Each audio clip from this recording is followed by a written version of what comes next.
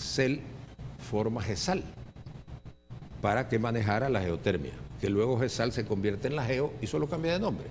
Y es la GEO la que está existente cuando se firme el contrato CELENEL.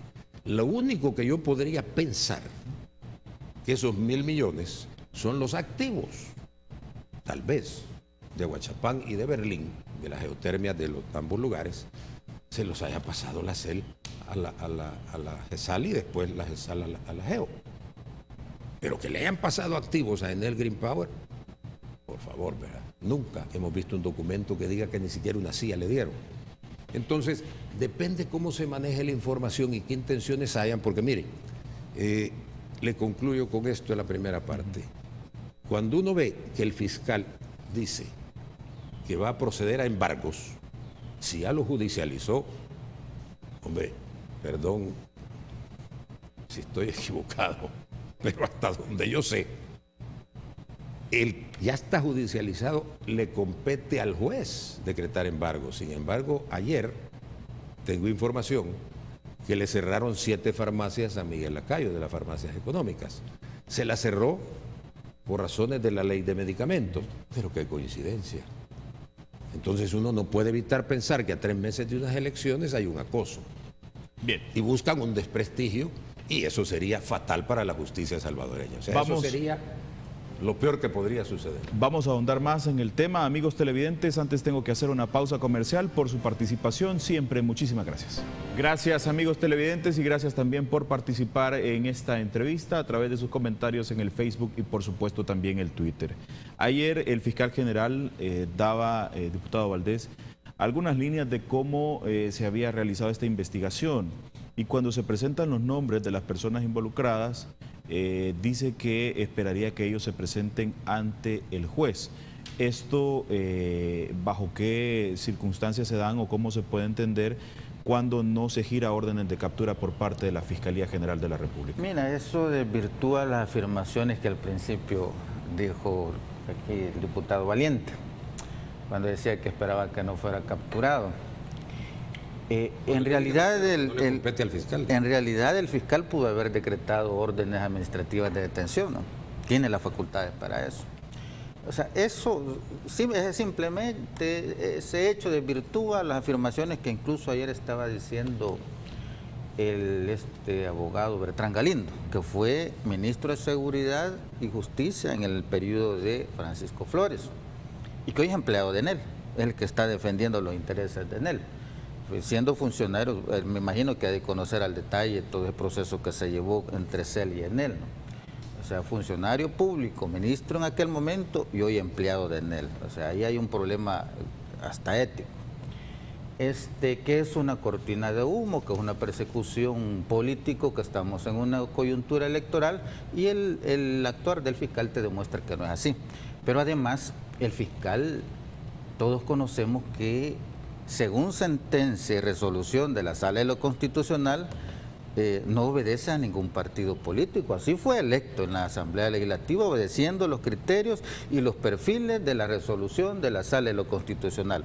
¿Y de dónde se saca ese argumento que es una persecución política electoral? Y Arena fue de los que condicionó incluso para que fuera él el fiscal. Y nosotros estamos confiando en las actuaciones de las instituciones. Por tal circunstancia, las afirmaciones que algunos funcionarios del partido de Arena están pretendiendo manejar se desvirtúan, pues tenemos antecedentes, incluso en el proceso de elección del fiscal general de la República y la comitiva, la comisión especial que ha nombrado él para su investigación. De tal manera que no podemos hablar de acoso o de persecuciones políticas en este momento.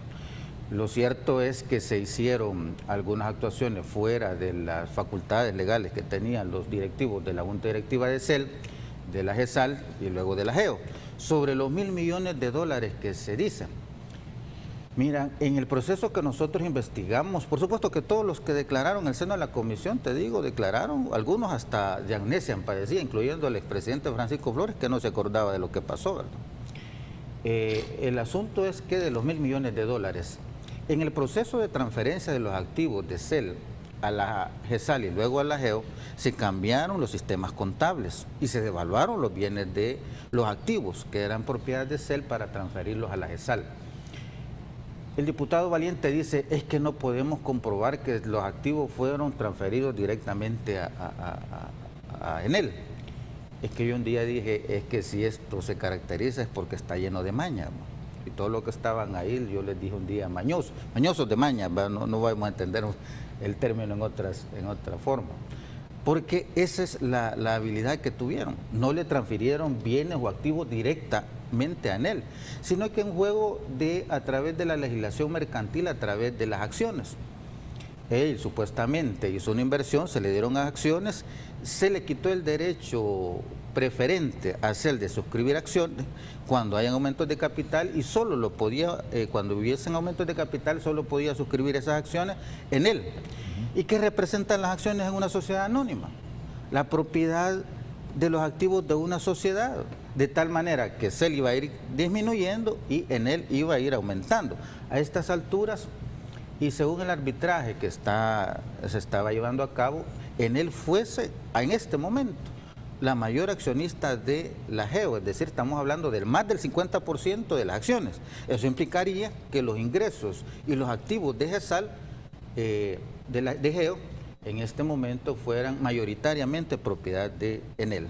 Entonces, ese es el juego, el subterfugio que se realizó a través de la legislación mercantil y por eso este era prácticamente, como decimos popularmente, un tamal bien armado. Porque ese artículo, incluso el 119 y el 120, no venía en el anteproyecto de la ley de electricidad inicialmente. Fue introducido en la discusión del Pleno Legislativo cuando se estaba viendo ese anteproyecto. Decía también el día de ayer el fiscal que el que está a cargo decía que toda esta situación es un engranaje que se hizo desde hace varios años para poder al final favorecer un contrato que decía estaba en condiciones de manera dudosa. Mira, y esto no solo tiene que ver con el caso de GESAL, la GEO y Enel. El caso de Nejapa Power es otro caso similar, que hubo un manoseo que se han perdido. Yo voy a decir hoy que se han perdido casi 700 millones de dólares. Y desde un principio, como hicieron ese contrato, estaba bastante curioso. Fíjate que en 1993 se solicitó el suministro de potencia de energía, calificaron 5 firmas, entre ellas estaba Sur, NEPCO, Enron Power, Independence Energy Corporation, y quien resultó ganadora fue esta. Pero al final el contrato se suscribió, esta empresa, esta compañía, Independence Energy Corporation, se fusionó con la firma Trigen. Esta no obtuvo financiamiento, fíjate las condiciones en que celebraron ese contrato, y se dio el contrato a Teneco Gas. El presidente de esta empresa, Teneco Gas, falleció, tampoco se suscribió el contrato con ellos. Y se dio este contrato a Coastal Corp. Fue al final con esta empresa con quien se firmó el contrato de Nejapa Power. Desde un principio empiezan a perder las pistas cómo se firman estos contratos. Y ahí hay una situación bastante complicada, que se realizaron varios arbitrajes que al final ACEL terminó pagando casi 175 millones de dólares en esos arbitrajes. Hoy se quejan y los señalamientos que hacen por los 10 millones de dólares parece que se han pagado en el arbitraje, pero en esos arbitrajes, al investigar el contrato de Nejapa Power, vamos a encontrar más de 100 millones de dólares pagados por esos arbitrajes. Y ese es un contrato que debemos de investigarlo porque es un caso similar al de Enel. Bien, don Mario, en el mismo orden decía, se ha hecho un engranaje de todo planeado para poder al final llevar a cabo o realizar este contrato que fue lesivo para las arcas o el Estado mismo. Mire, en primer lugar no ha sido lesivo. Eso debe quedar claro. Estoy repitiendo nada más. No, que no, pero yo le aclaro. En ningún momento ha sido lesivo. En ningún momento. Si me pueden sacar esta gráfica. Este primer punto que está aquí, no sé si sale porque está muy lejos. En esta cámara, a esa cámara. Sí. En todo caso, aquí estamos en el 2001. Se producían 807 gigamegavatios hora. Aquí. 2013, cuando ya empieza a trabajar en el Green Power. En el 2013 llegamos a 1420. ¿Es eso lesivo? ¿Qué es lo que ha salido a la luz últimamente y en las actas? El Diario de Hoy sacó las copias de las actas. Yo tengo las copias fehacientes, donde dice el gobierno actual a través de INE, a través de CEL, que ellos están para ganar dinero. Y ganar dinero no les importa el precio de la energía que va a pagar el pueblo. Y el precio lo han llevado a 175. Esta línea de aquí, esta azulita, es lo que en el Green Power proponía. Una alza que ahorita el precio estaría más o menos en $75. Y esta línea amarilla es lo que en el Green Power proponía. Este negocio, dijo, es a largo plazo. Vendamos energía barata y vamos creciendo. Estamos aquí. Estamos aquí, esto hay que investigarlo. Nejapa Power pasó hace años. ¿Por qué no quiere? Y hay que investigarlo. Claro. En ningún momento digo que no. Pero ahorita se van a derrochar millones en el Chaparral, que ya se pagaron una cantidad enorme, ¿verdad? Porque la montaña se movió y después que no se movió y vuelven a contratar a la misma empresa que hizo el diseño pasado. Eso está pasando ahora, diputado. La 5 de noviembre está por iniciarse, donde llevan 2 sobres.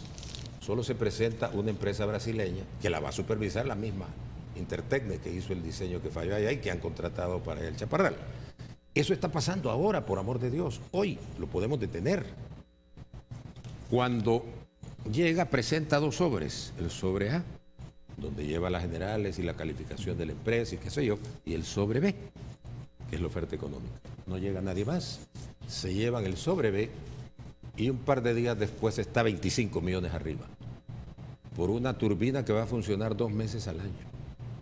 Teóricamente va a elevar la potencia, o sea, la capacidad de llegar a generar 80 gigavatios adicionales a los 100 actuales, tal vez por 2 meses al año. Eso es más o menos un 14%, con una millonada, pero así, millones.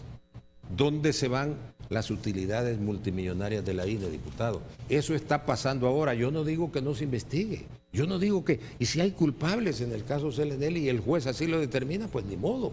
Tendremos que aceptarlo y decir, bueno, así es. Nejapa Power, claro que le vamos a entrar. Pero eso ya pasó, ya es historia, que hay que averiguarla y que si hay culpables que paguen. Pero ya no lo podemos remediar. Pero, diputado, lo que está sucediendo hoy, si la semana pasada iba el presidente Funes a poner la primera piedra de 186 millones y no llegó porque le aconsejaron, mira, esto no vale eso, esa piedrita no vale 186 millones, mejor no vengas, y ya no volvió. Entonces, eso está pasando ahora, diputado.